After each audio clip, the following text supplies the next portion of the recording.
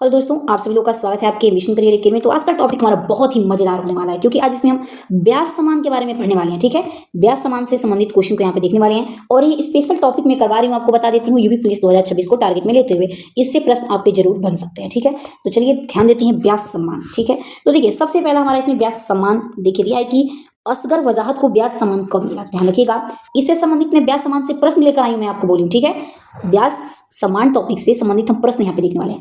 असगर वजाहत को ब्याज समान कब मिला, तो 2021 में मिला। ध्यान दीजिएगा।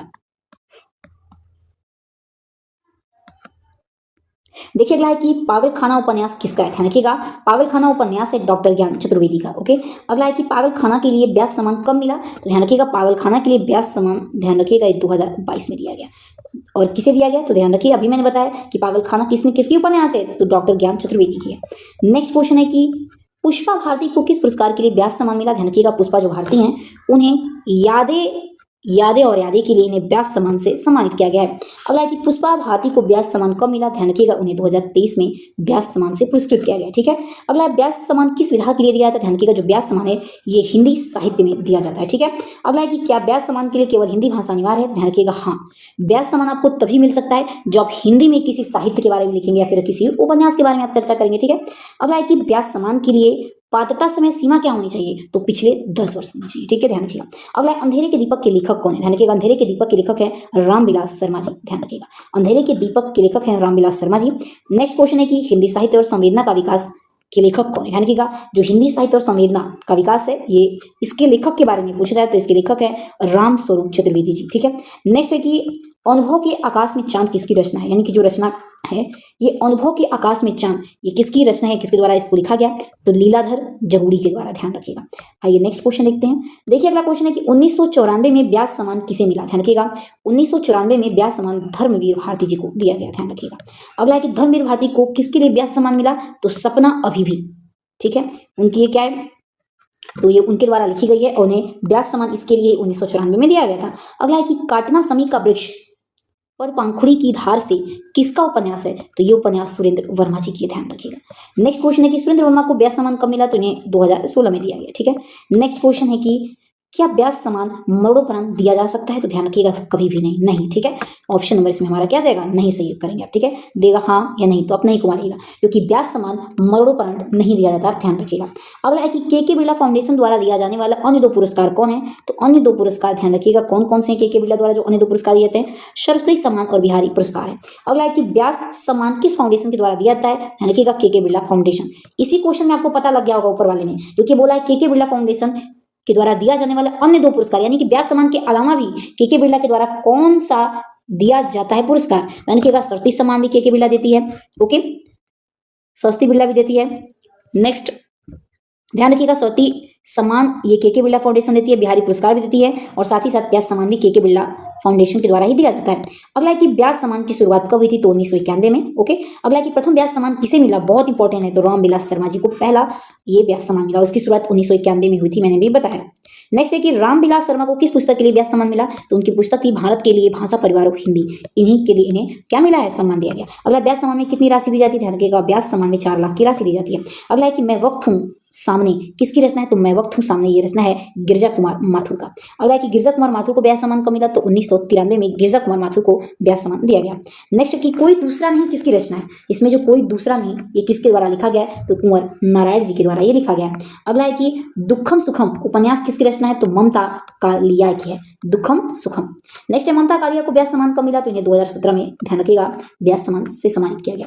अगला है कि लीलाधर जगुड़ी को ब्याज सम्मान कब मिला, तो 2018 में दिया गया। ठीक है, अगला है कि जितने लोग उतने प्रेम कितनी रचना है, तो जितने लोग उतने प्रेम ये रचनाकार हैं इसके लीलाधर जगुड़ी जी। ध्यान रखिएगा। अगला है कि नासिरा शर्मा को किस उपन्यास के लिए ब्याज सम्मान, तो नासिरा शर्मा को कागज की नाव के लिए उन्हें ब्याज सम्मान से सम्मानित किया गया और नासिरा शर्मा को इसके लिए ब्याज सम्मान उन्हें कब दिया गया, तो 2019 में दिया गया। नेक्स्ट प्रश्न है कि पाटलिपुत्र की सामग्री के लेखक कौन है, तो इसके लेखक है शरद पगारे जी। नेक्स्ट क्वेश्चन है कि शरद पगारे को इसके लिए ब्याज सम्मान कब मिला, तो 2020 में सम्मानित किया गया। अगला है कि महाबली नाटक के लेखक कौन है, तो महाबली नाटक के लेखक असगर वजाहट है। ध्यान रखिएगा। अगला है कि धूल पौधों पर किसकी रचना है, तो धूल पौधों पर रचना है गोविंद मिश्रा की और इसके लिए गोविंद मिश्रा को कब सम्मान मिला था, तो उन्हें ब्याज सम्मान दिया गया था 2013 में। अगला है कि प्रेमचंद की कहानियों का कालक्रम अनुसार अध्ययन किसकी कृति है, तो कमल किशोर गोयनका की है, ध्यान रखिएगा। ओके, अगला है कि क्षमा कविता संग्रह किसकी है? तो जो कविता संग्रह है क्षमा, ये सुनीता जैन जी की है, ध्यान रखिएगा। अगला है सुनीता जैन को व्यास सम्मान कब दिया गया? तो 2015 में दिया गया। अगला है कि नवचर किसकी कृति है? तो विश्वम्भरनाथ उपाध्याय की नवचर कृति है। अगला है कि व्यास सम्मान के लिए चयन समिति के अध्यक्ष कौन होते हैं? तो विख्यात साहित्यकार होते हैं। ओके, अगला देखिए, अगला क्वेश्चन है कि व्यास सम्मान का नाम किसके नाम पर दिया गया? नहीं, ध्यान रखिएगा, एक मिनट। हाँ, व्यास सम्मान का नाम किसके नाम पर है? तो ध्यान रखिएगा, वेद व्यास के नाम पर है, ध्यान रखिएगा। या फिर ये भी पूछा जाता है कि व्यास सम्मान जो दिया जाता है किसके नाम पर दिया जाता है? तो वेद व्यास के नाम पर। अगला है कि किस वर्ष व्यास सम्मान नहीं दिया गया? ध्यान रखिएगा, किस वर्ष व्यास सम्मान नहीं दिया गया? तो कभी नहीं, ठीक, निरंतर है, यानी कि हर साल व्यास सम्मान दिया गया है। देखिए, क्वेश्चन भी घुमा फिरा के पूछ सकता है कि किस वर्ष व्यास सम्मान नहीं दिया गया? तो कभी नहीं, ऐसा कभी नहीं हुआ है कि नहीं दिया गया, यानी कि निरंतर हमेशा दिया गया है। अगला है, क्या व्यास सम्मान के केवल उपन्यासियों को मिलता है? तो क्या लिखेंगे? नहीं, क्योंकि आपने देखा है कृति को भी दिया गया है, कविता संग्रह को भी दिया गया है, तो उपन्यास को बस थोड़ी दिया जाता है, तो नहीं, अन्य विधाओं को भी ये व्यास सम्मान मिलता है। अगला कि शब्द स्मृति किसकी कृति है? तो शब्द स्मृति एक कृति है रामविलास शर्मा जी की, ध्यान रखिएगा। अगला क्वेश्चन है कि व्यास सम्मान प्राप्त करने वाली प्रथम महिला कौन थी? तो चित्रा मृदुल जी हैं, उन्हें 2003 में व्यास सम्मान से सम्मानित किया गया आमा के लिए। नेक्स्ट है, चित्रा मृदुल को किस उपन्यास के लिए व्यास सम्मान मिला? तो आमा के लिए। देखिए, अभी आ गया प्रश्न में। अगला क्वेश्चन है कि क्या व्यास सम्मान के लिए अनुवादित पुस्तकें मान्य है? तो नहीं, ठीक।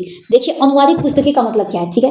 तो लिखा है इसमें कि क्या व्यास सम्मान अनुवादित पुस्तकों के लिए मान्य, यानी कि मान लीजिए कोई भी पुस्तक इंग्लिश में लिखी हुई है और उसका आप हिंदी में अनुवाद करके लाएंगे तो क्या आपको व्यास पुरस्कार मिलेगा? तो नहीं, क्योंकि अभी मैंने पढ़ा है कि व्यास पुरस्कार सिर्फ हिंदी के लिए दिया जाता है, ठीक है? तो इसमें बोला है कि अगर मान लीजिए कोई कन्नड़ में लिख रहा है, फारसी में लिख रहा है, कोई उर्दू या फिर इंग्लिश, तो आप उसका हिंदी वर्जन में ट्रांसलेट करते हैं तो पुस्तक मान्य नहीं होगी, ठीक है? अगला है कि व्यास सम्मान की स्थापना कब हुई थी? तो व्यास सम्मान की स्थापना मैं दोबारा बता रही हूँ, 1991 में हुई थी। ओके, आइए देखिए यहाँ पे क्या दिया है।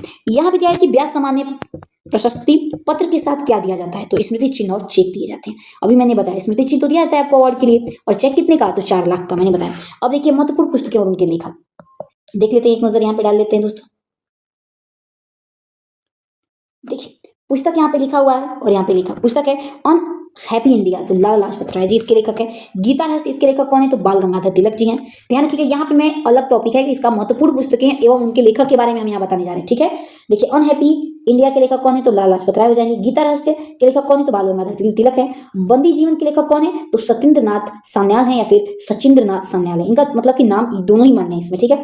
अगला है कि इंडियन होम रूल अथवा हिंद स्वराज किसकी है? तो हमारे महात्मा गांधी की है। अगला है कि इंडिया डिवाइडेड किसके द्वारा लिखी गई है? तो राजेंद्र प्रसाद के द्वारा। इंडिया टुडे किसके द्वारा लिखी गई? तो रजनी पामदत्त के द्वारा। अगला नेशन इन मेकिंग तो सुरेंद्र नाथ बनर्जी के द्वारा लिखी गई है। देखिए, अब नेक्स्ट है कि Pakistan and the partition of India, तो ये हमारे डॉक्टर भीमराव अंबेडकर जी के द्वारा लिखा गया। अगला है कि the philosophy of the Bombay, bomb लिखा है, bomb the philosophy of bomb किसकी रचना है या किसके द्वारा? इसके लेखक कौन है? तो भगवती चरण बोहरा जी हैं। नेक्स्ट देखिए, अगला क्वेश्चन दिया है कि माई एक्सपेरिमेंट विथ ट्रूथ, तो ध्यान रखिएगा, महात्मा गांधी ने लिखा है इसे। सत्याग्रह प्रकाश किसके द्वारा लिखा गया? तो दयानंद सरस्वती के द्वारा लिखा गया। एक सेकंड जूम कर लेते हैं थोड़ा सा। चलिए, अगला है कि इंडियन स्ट्रगल किसके द्वारा लिखी गई? तो सुभाष चंद्र बोस जी ने लिखा है इसे। Poverty and un British rule India किसके द्वारा लिखी गई? तो हमारे दादा भाई नौरोजी के द्वारा, ठीक है? नेक्स्ट है कि आनंद मठ किसके द्वारा लिखी गई? तो बंकिम चंद्र चटर्जी के द्वारा लिखी गई है। नेक्स्ट है कि इंडिया विंस फ्रीडम, तो मौलाना अबुल कलाम आजाद जी के द्वारा लिखा गया। अगला है डिस्कवरी ऑफ इंडिया, तो जवाहरलाल नेहरू ने ये पुस्तक लिखी है, इसके लेखक है। अगला है कि India from Curzon to Nehru and of the reek, इसके लेखक कौन है? दुर्गादास जी हैं। अगला है द स्कोप ऑफ अनहैप्पी के लेखक कौन है? तो विजय लक्ष्मी पंडित हैं। आइए अगले प्रश्न की तरफ बढ़ते हैं। अगला है कि इंडिया एंड इंडियन मिशन किसके द्वारा लिखी गई? तो अलेक्जेंडर डफ ने लिखी है इसको। तो चलिए दोस्तों, मिलते हैं अपने अगले वीडियो में। वीडियो पसंद आए तो इसे भर भर के लाइक शेयर और सब्सक्राइब जरूर कीजिएगा, और वीडियो पसंद आए दोस्तों तो शेयर भी करते रहिएगा, इतना मेहनत लगता है। और यूपी पुलिस के लिए हम स्पेशल टॉपिक लेकर आए हैं, तब तक के लिए अपना ध्यान रखिए, पढ़ते रहिए। जय हिंद, जय भारत।